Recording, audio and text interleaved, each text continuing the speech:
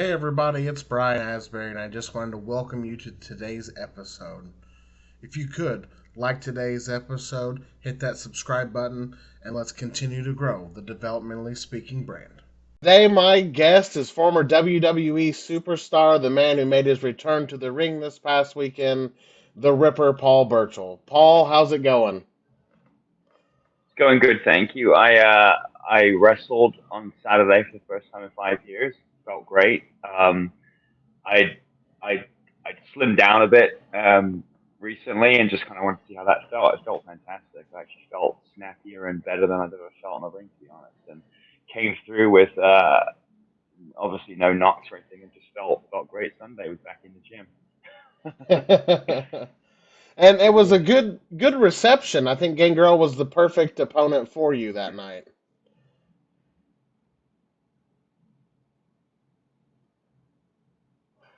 Did it cut out? Go ahead. I Yeah, said go I again. okay. I said I think Gangrel was the perfect opponent for you that night to get in the ring after 5 years. Absolutely. It was, I knew kind of what to expect. It was good. He's super solid, obviously. He's still pretty active working. He can obviously still go. Nice and safe and everything. And it just felt good. Felt really easy. Kind of felt like say like a night off. So Hmm. yeah, it was a great appointment. It was nice to see all these fans traveling to come see you specifically. There was a couple that came up and drove quite a way just to see you, which is I thought it was pretty cool because your kids were there, so it was pretty cool for them to see their dad. All these people coming up and seeing what their dad had accomplished, and all these fans were just excited to see you.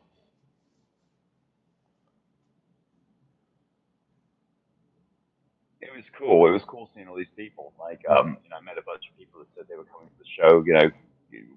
One of the reasons, I was wrestling. I hadn't been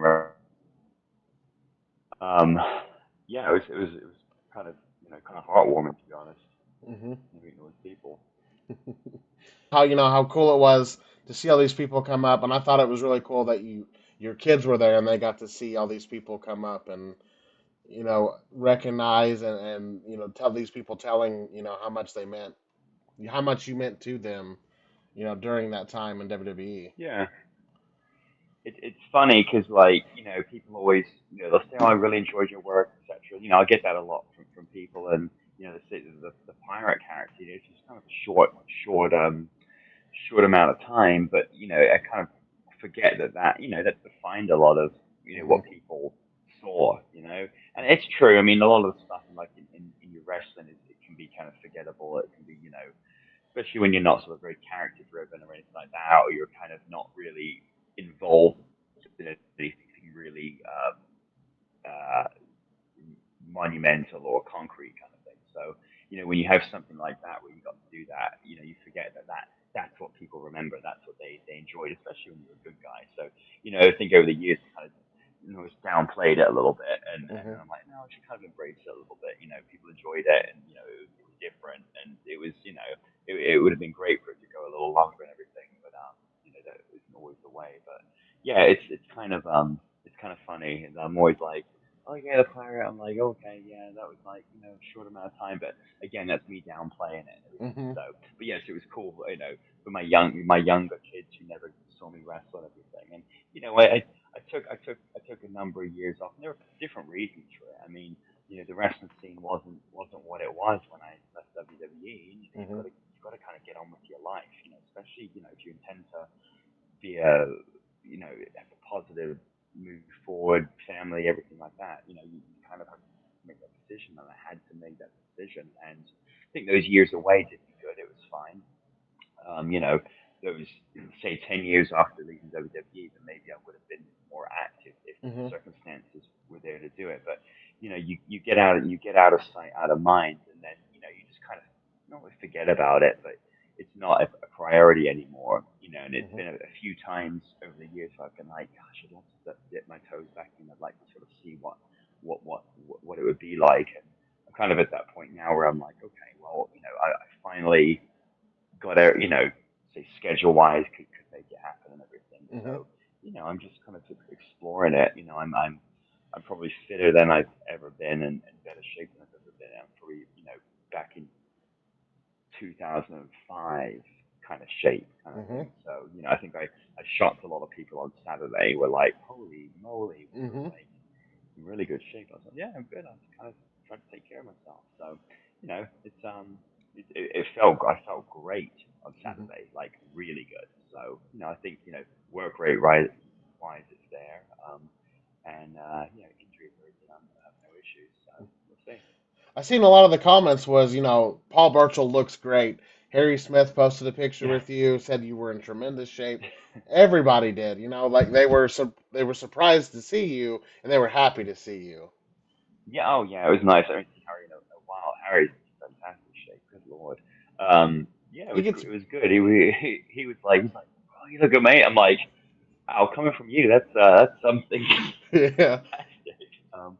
But yeah, it was nice to hear. It's nice. It's nice when obviously not ego or anything, but you go to something like that, and people are like, commenting, you haven't let yourself go and all that.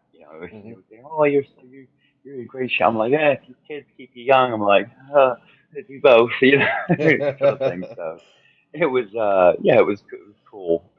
It's always cool. You Mhm. always, I took pride in my wrestling and tried to take pride in how you look and everything. Mhm.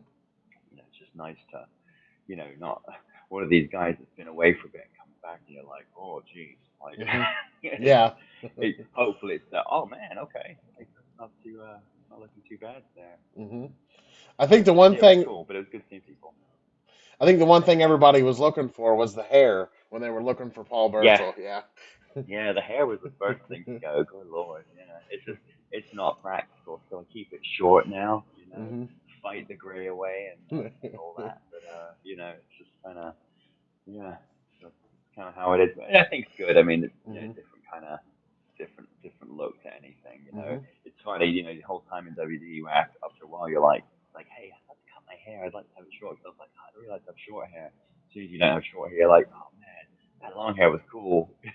So it's a lot lower maintenance, so it works yeah. fine. You know, So, prior to the pirate gimmick, you got to team with William Regal. What was that like? Like, I, it was there's no great. better person to start with, I feel, to learn Yeah. from. No, not at all. Not at all. I mean, it was you learn from him. He's obviously unbelievable knowledge base, and he just kind of helps steer you well, steer in the right direction, especially new person in the company, new person in the locker room, and all that. Yeah, it was a good experience. And through the years, I would kind of lean back on him for mentorship and things, Hmm. and been in contact with him a few times, since then. It's very much when you leave that environment, it's a very much out of sight, out of mind, and everything. But you just try to maintain contact with people, and he was a good advice giver, very good for teaching and helping along with tag team wrestling. Hmm. And a lot of stuff like I always see myself as I was could have been a very good tag team wrestler. I enjoyed tag team. When I was uh, down in OVW, I did a lot of tag team wrestling there, and just a lot of psychology is the wrong word, but a lot of just kind of like little rules and little nuances that you don't see in a lot of tag matches. Hmm. Well, not to say these days, or any, you see a lot of great wrestling, great tag team wrestling, but just these little things like he would say, well, don't do this, and we do it like this, and you're like, and it made so much sense, and it wasn't even that like that psychology people talk of. It was just almost like common sense Hmm. and aesthetically how something looks. Three big guys in a corner. You've got to give space. You've got to kind of do that kind of thing, and pacing and just taking time and that kind of thing. So he was a great, teacher in that respect for Hmm. sure. When you guys were tagging, it seemed like sometimes you'd be a tag team, and then sometimes he would manage you like you were almost the muscle type. Like when you debuted, Hmm. you came in and took some people out there for Regal, and then they put you together. Yeah, yeah. It was there wasn't really any plan. It seems there Hmm. wasn't anything at all. And again, it's nothing. I was just going with it. And I think Hmm. I don't know, but sometimes I'll go with it, see what takes. I mean, honestly, Yeah. that's often the case. But at the time actually it was a pretty loaded tag team scene. Hmm. Had quite a few teams kind of getting going or were going. Looking back in hindsight, you're like, oh gosh, maybe I should have done this and this, or fought a little harder for this, and suggested this, and tried this, and that kind of thing, and maybe stood out more, that kind of thing. So, Hmm. but I think at the time at the tag team, they we were just there. I'd have to be put with him, fortunately, and that was kind of what we were going to do. Then eventually it was kind of they got wind of, oh, he's got a kind of this kind of aerial arsenal that he used to do, and maybe be a good baby face, etc. But there's not a lot. When you don't take this, when they don't take the time, wrong word is they don't take the time. I mean, you've got to make them take the time. To be honest, I really don't believe that. It's just like, oh, they've got to do something.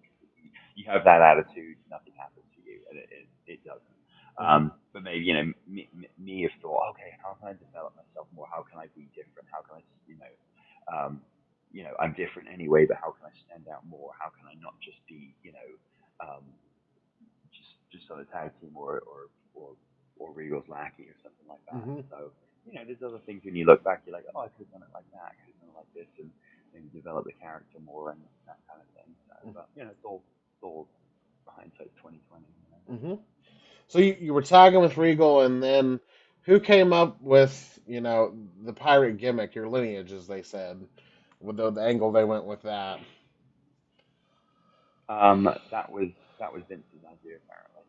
There, they said that he had seen the movie. They said, and then thought like because I was British, it would be a good thing to do. But I wasn't really sure if he really came up or someone suggested it Hmm. and all that. I think when I was told about they had this idea, it was actually Regal told me first because he didn't sit in the meetings.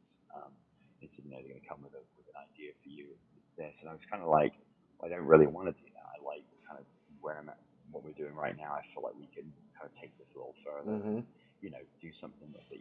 So we were different enough. We were very different. We were kind of that filling that role of like that bruiser team. We just needed to get more time.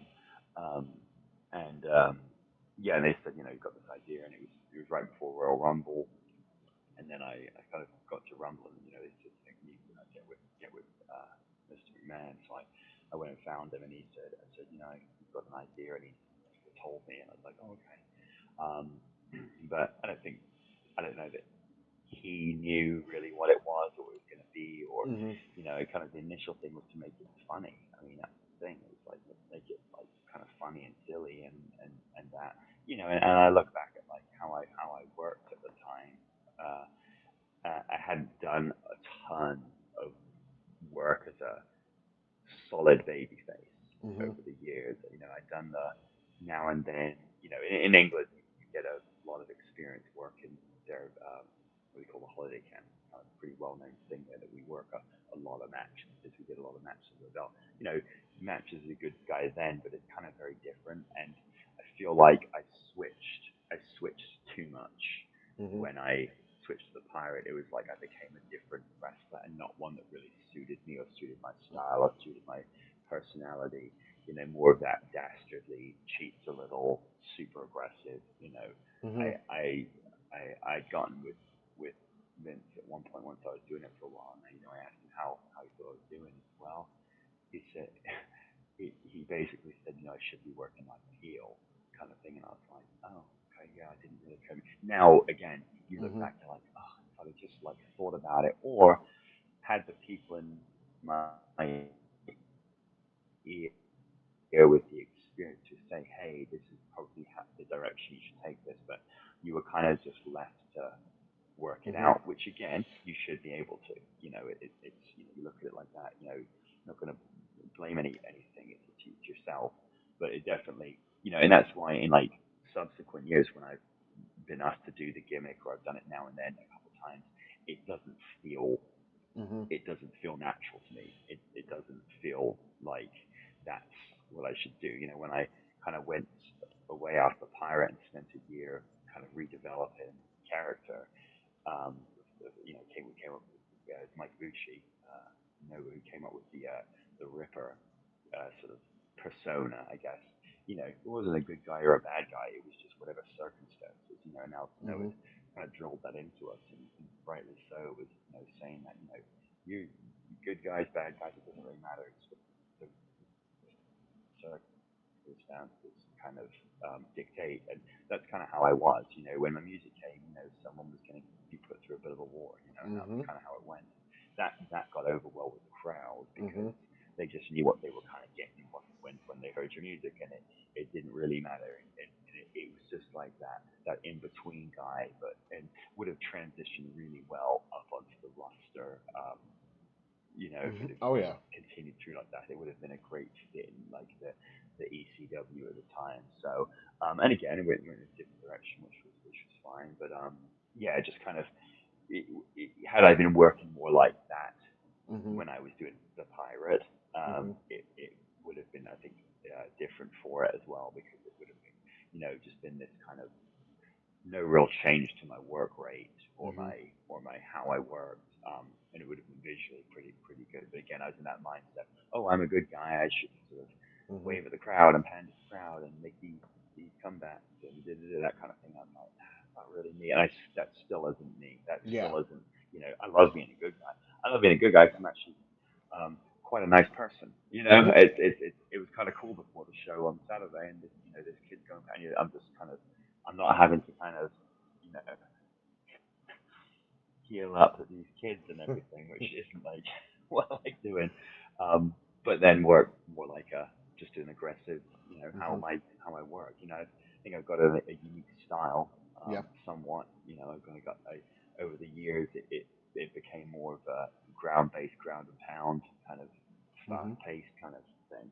I was like back to Rollerball Rocco back in the world of sport days, who was just this out of control looking like wrestler. It was fantastic, but that's kind of Mhm. where I look to. For those that don't know, Yeah, we definitely could have had a lot more going with the Pirates, say Mhm. with anything with Southern, with Southern Regal, with anything really. But you always look back and you're like, man, I could have done it different like this, or I could have done more. Mhm. For those people that don't know, what made that pirate gimmick come to an end? Because your entrance, everybody loved it. I was seeing TikToks and stuff, and everybody was talking about you coming in on that rope. They loved it. How did that come about? Yeah, Mhm. it was great. I believe like Disney weren't happy about it and wanted to not have it on TV anymore, kind of thing. And I think I don't know if they didn't know if it was working or whatnot, and that had something to do with it. So they just kind of moved me in a different direction, and I had to kind of reinvent myself. So it's fine. I felt over the years, oh, that would have been cool to have done, to have really gotten the carry through one. The kind of idea, and I wish I'd done it initially off the bat, was to make it a bit more gritty, make it a bit more, Mhm. at the time it had to be kind of comical, and at the time it wasn't like easy to find like pirate stuff. Honestly, the week the week that I was told the one week and kind of given the impression that the next week I needed to show up with everything. Mhm. Um, my wife spent the like whole week just calling museums. It wasn't like you could just stuff wasn't on like party supply and that sort of Yeah. thing. And we had a seamstress some of us used down where we lived, and like getting her to like in the course of like a few days create something and get boots uh, to the house, and then transition to wrestling boots. So yeah, Mhm. it was a lot, but yeah, it was kind of like now, I wanted to and over the years when people have asked me to do it and stuff, I've been like, man, I like to do it. I said, but I just don't really like the overall look of it. I'm Yeah. actually not like super like into pirates. Like Yeah. I'm not like, oh, that's kind of like a hobby for me. It was just kind of Mhm. like that's what I did, and kind of did it. But Yeah. I got to embrace it really. To be honest, I think people, like I said, people remember me for that. Mhm. It's pretty marketable. So it would have been a good one to have continued. I'd love to have transitioned it into another company, and if they'd been around at the time, I'd love to try and sort of in a slightly different take on it. But like then it's a character, then it's Mhm. interesting, and especially for the kids. Good lord, like they Oh can get yeah. hold of that, and it's you're not just you know, for years, a guy coming out in wrestling tights and doing whatever. I mean, that kids are like, it's fine, but in Pirate, they're like, how cool he swings down and Hmm. has cool stuff, and it was just it would have been good to do, and I was always open to like, oh, that would be fun to do somewhere, but of course, at the time when I finished with WWE, there wasn't really the amount of Hmm. opportunities around that there have been the last few years. So, it's okay. Hmm. It all works out in the end.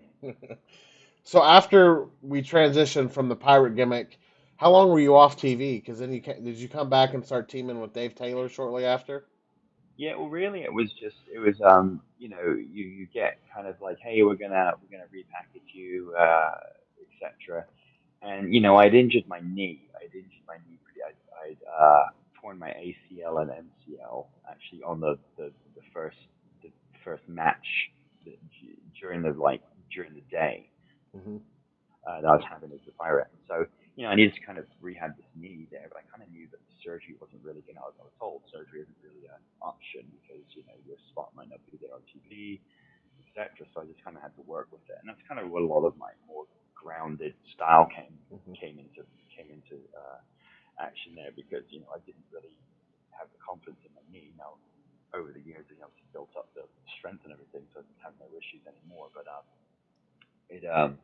it no one said, "Hey, go and kind of redo yourself." Now, the thing was, when you're off, you know, you can sit there and yes, you're getting paid, you're doing it, but you're not actually doing anything or contributing anything, and you're out of sight, out of mind. You're kind of like my thing was, I need to kind of get myself kind of back in the mix here or reinvent things and kind of change things up. So, I fairly quickly took myself back to the training center just because there's TV every week and Hmm. you were working 4 or 5 shows a week, so it was going to keep you real sharp. And I was fortunate enough that I was put in a spot where I really did get to reinvent myself. And we would have the few months to kind of look at people and do promos. And that's where again it was Mike Bushi came up with the idea of, hey man, just look, why don't you try this? And we kind of talked it through in this promo and a match, look, and they loved it. I mean, they Hmm. absolutely loved it.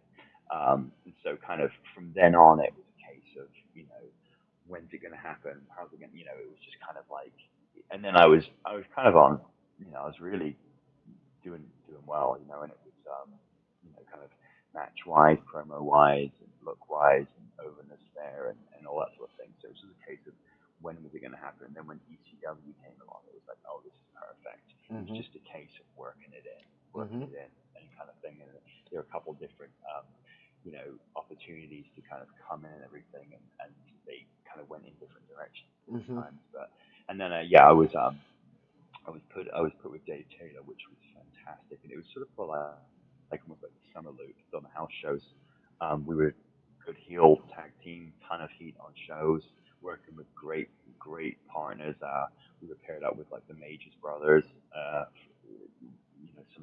Sometimes Jesse and Festus. It was just a really good situation. So we were getting a ton of heat. We got put on a couple of tours, and then we were kind of really kind of a couple of dark matches because you'd finish with TV each week when you were on the road. And it was really they were loving the team together, but the I think the idea was me as a singles guy, and I Hmm. kind of like we're really good here. Like we ton of heat, we're really good working together. Dave's a fantastic worker, easy, great to travel with. I was just kind of like, oh, this is going to be great, and they just didn't want to go in that direction, even though we said we'd like this to be kind of where we go. And I think at the time it was Matt Hardy and MVP were tag champions, and there's talk they'd be a great opponent for us and everything, but it just didn't happen. And yeah, me and Dave didn't get to kind of continue, but we'd have loved to have done that tag team. We were kind of thinking, gosh, if we could go do this at the other company, if we could kind of just make that possible Hmm. on the down low, we would have. But at the time, you want to hang on to your job good and Hmm. everything, and do what they tell you and what they want from you. Which again, it's their company. They decide it. Mm-hmm. it wasn't to be. It was a shame. I would Yeah. have loved to have continued the day because it was a it first of it was great fun, but we were we were Mm-hmm. So when it came time for the Ripper, do you think that, and it's not, I think the Ripper should have been by himself. That's just my opinion. Not that Katie is yeah, oh not, yeah, yeah. totally. Was there a No, I reason? should have been doing it. Yeah, yeah. Yeah. No, it was just like trying to think of something to do and get you there that was going to be unique, and their idea was put us together, and that was just how it was. But yes, and that's why my work as the Ripper and almost like a lone wolf kind of thing. Mm-hmm.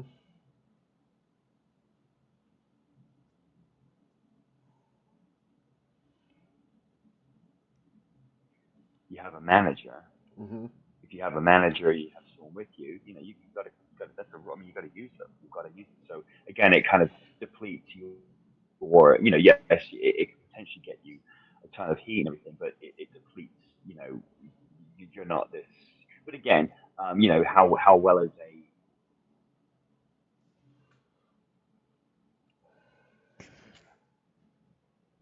going to get over who's not involved in a lot of a lot of stuff. So you never take anything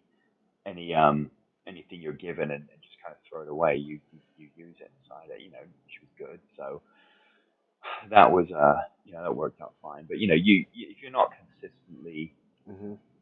being seen, being used, being placed in a position where you're perceived as a threat or as a star, it can be really hard. And again, getting over is down to the individual wrestler for sure. It really is.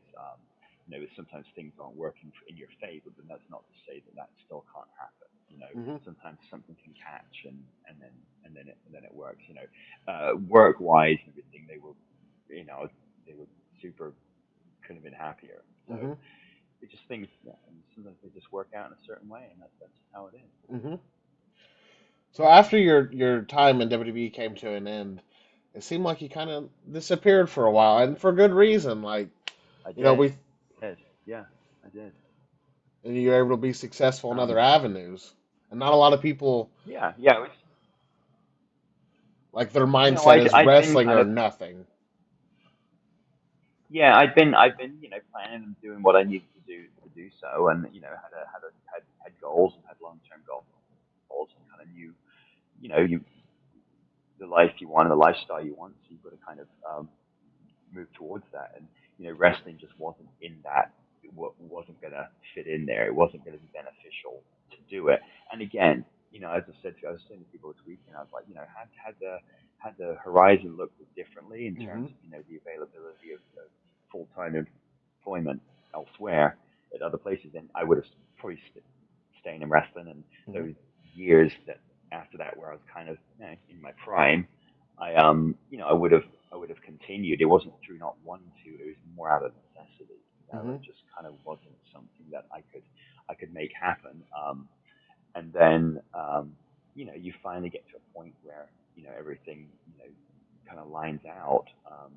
And then for when it did get to that point, I'd been away for a while, so you're kind of out of sight, out of mind. You've got to kind of you know put yourself out there again a little bit. And, that can be hard when you're trying to reprove yourself when you already Mm-hmm. kind of proved yourself a little bit. And it's not an ego thing; it's just more of honestly a time and commitment factor. And I just of recent times it's like I have time off, which obviously did my body a lot of good and everything. Mm-hmm. But I'd like to. I follow a lot now, and I'm like, gosh, it looks great. And I just like the look of the scene right now. It's just Mm-hmm. a lot of guys around, a lot of opportunities and things. But there wasn't the companies at the time, that I could have maintained kind of full time employment with, and you just have Mm-hmm. to make that decision. It was more out of necessity. Yeah, and I Yeah, feel wrestling is hot again, especially with the events that transpired last night. Edge went to AEW after 25 years with WWE. Now is a perfect time to kind of dip your toe back into the wrestling scene because there's opportunities everywhere. Yeah, I think that's true. I think for for the guys that are in it right now, there's a lot out there for sure. Hmm. So for me, it was just a case of like you said, dipping the toe back in and seeing how things went, and then seeing what what is out there, kind of thing. I mean, there's I think when you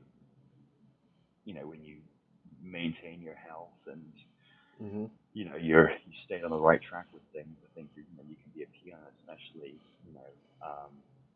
when you've got experience and know what you're doing and can kind of bring something to the table, and then Hmm. something new a little bit. I'll just see. I follow follow stuff. I enjoy following the NWA. I've kind of a really interesting product. For a long time when they eventually they took over the new company. I was like, gosh, this could be really a cool thing here and something different, and it is now. So that's Hmm. kind of super appealing. That avenue and everything. But again, you don't expect to just kind of walk in and be like, hey, I'm here now. It's Hmm.